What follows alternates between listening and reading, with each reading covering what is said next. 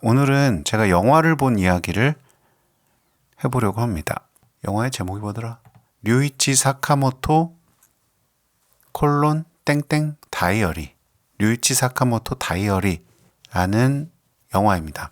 이것은 영화인데 다큐멘터리죠. 다큐멘터리 영화라고 할 수 있고, 오모리 겐쇼라는 감독이 제작한 영화입니다. 류이치 사카모토는 매우 유명한 그리고 음악인이죠. 뮤지션이고 2023년 3월 28일에 이제 타계했죠. 거의 이제 3주기가 된 거죠. 그러면서 이 영화도 발행을 한 것 같습니다. 이 영화가 이제 나온 것 같아요. 사실 저는 이제 책을 먼저 봤거든요. 이 류이치 사카모토의 마지막 자서전 같은 책, 나는 앞으로 몇 번의 보름달을 볼 수 있을까를 2024년에 봤습니다. 그 책은 2023년 6월에 출간했고, 저는 2024년에 그 책을 봤는데, 그리고 그로부터 이제 약 2년 뒤에 3주기에 나온 이 영화를 본 거죠. 광화문 시네큐브에서 봤습니다. 저는 먼저 책을 봤기 때문에 책에서 묘사되었던 순간들이 영화에 많이 나오더라고요. 그래서 그 느낌을 이제 그 사전에 그 느낌을 가지고 이제 영화를 봤는데요. 영화는 물론 책에 담겨 있는 그 말년의 그 자세한 생각들과 이야기들을 다 담고 있지는 못했습니다. 왜냐하면 영화는 2시간 이내에서 그것을 표현했기 때문에, 그리고 어떤 한 씬, 어떤 한 장면을 일정 이상 소요해서 그 장면들을 묘사해야 되기 때문에 영화라는 2시간은 이제 책이 담을 수 있는 그 시간의 분량보다 훨씬 적은 것이니까요. 그래서 그 점은 이제 영화의 어떤 이제 매체적인 한계였다고는 보여지지만, 뒤에서 얘기하겠지만 다른 결로 매우 좋았습니다. 그 책에 대해서는 제가 제 채널에 예전 영상에서 그 책을 읽었던 소감을 올린 영상이 있습니다. 그 영상을 한번 봐주시면 좋을 것 같고요. 그 제목을 생각했을 때 이제 뭔가 되게 감성적인, 감상적인, 인생에 대해서 뭐 생각하는 감상적인, 나는 앞으로 몇 번의 보름달을 볼 수 있을까? 이런 것이 뭔가 병실에서 뭔가 뭐 오랫동안 지내면서 뭔가 인생을 돌아보는 뭔가 그런 감상적인 어떤 생각들일 거라고 생각을 했는데, 그런 책이 아니고 그가 말년에 어떻게 일에 대해서 생각을 했는지를 많이 이야기해요. 자신의 그동안의 일, 그 당시의 일, 그리고 남은 자신에게 어쩌면 시한부로 주어져 있는, 그렇게 생각하는 그 남은 시간 동안의 일에 대해서 생각을 하는 거죠. 그 점이 저에게는 사실 좀 충격이었던 그런 책이었고요. 영화도 물론 그런 점이 담겨 있지만 비교적 책에 비해서는 그가 암을 인식하고 그 투병하면서 그 말년을 보내는 어떠한 좀 투병에 좀 더 포커스가 맞춰져 있다고 저는 느꼈습니다.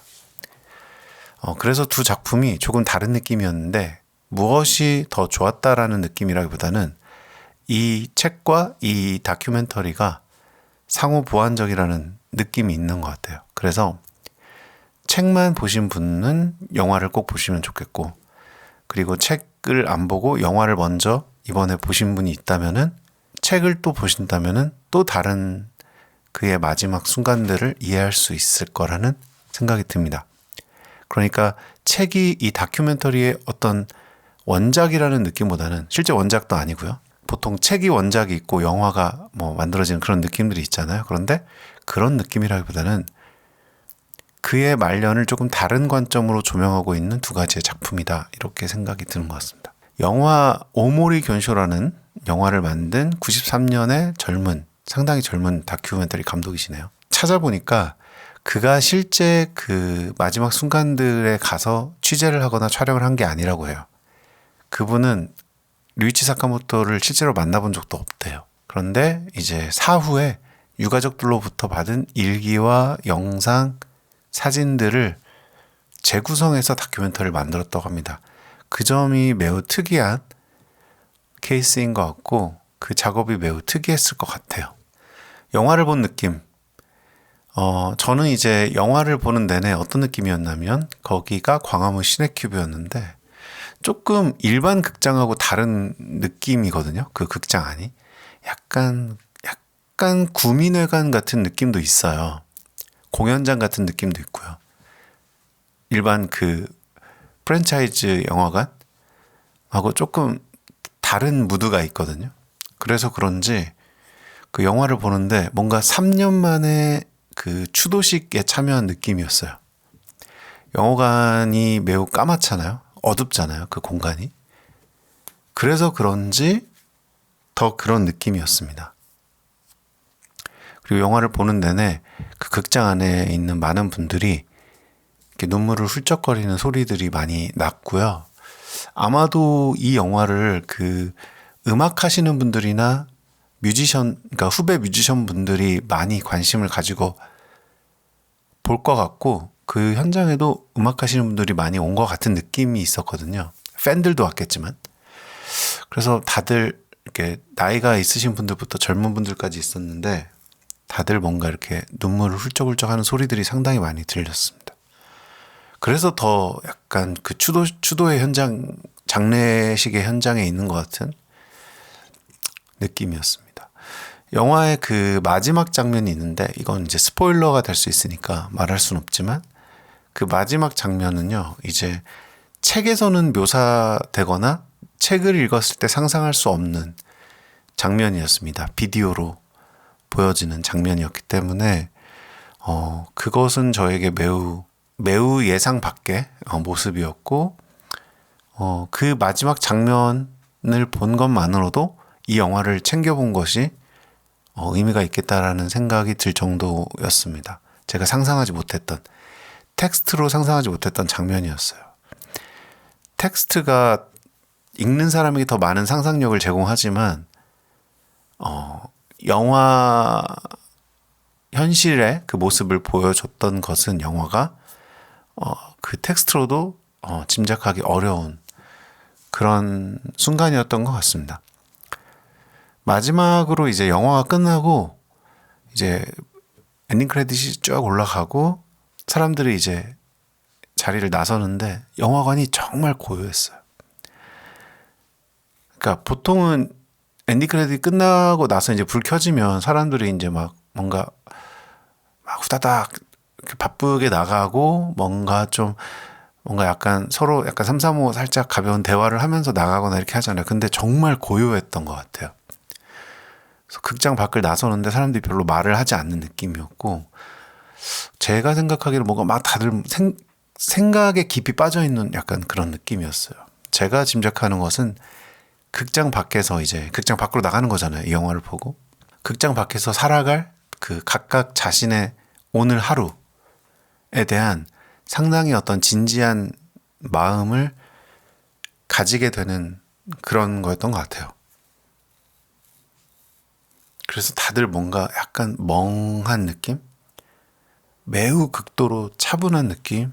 조용한 느낌? 그러니까 그런 거 있잖아요. 그 이제 가족을 이렇게 장을 치를 때 마지막에 정말 이제 무덤이나 이제 납골당에 마지막으로 딱 정말 보내드리고 이제 그 장례의 모든 절차를 다 마치고 이제 남은 가족들이 뭔가 이렇게 그곳을 떠날 때 그 약간 그 공기 있잖아요.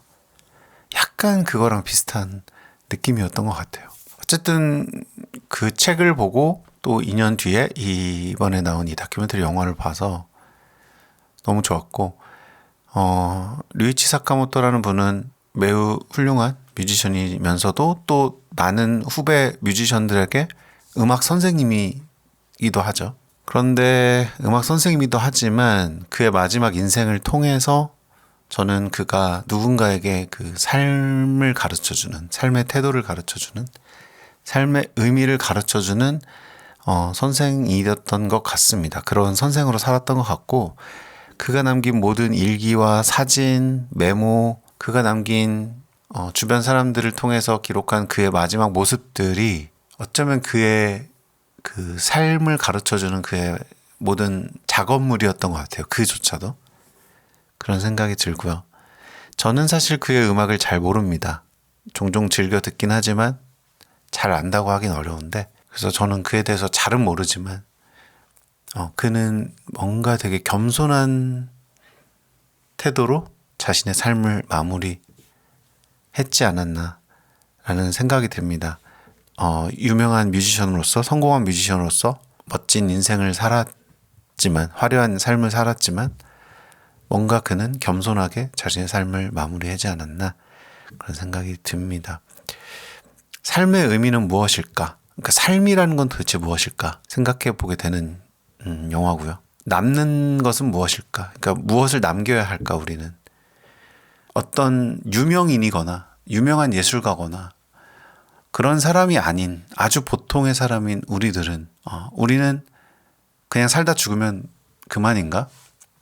그렇지 않다고 생각해요. 꼭 유명한 대단한 음악가가 아니더라도 결국에 삶을 통해서 무언가를 계속 남기는 것 같아요. 나 자신을 위해 또는 내 주변 사람을 위해서 과연 무엇을 남겨야 할까?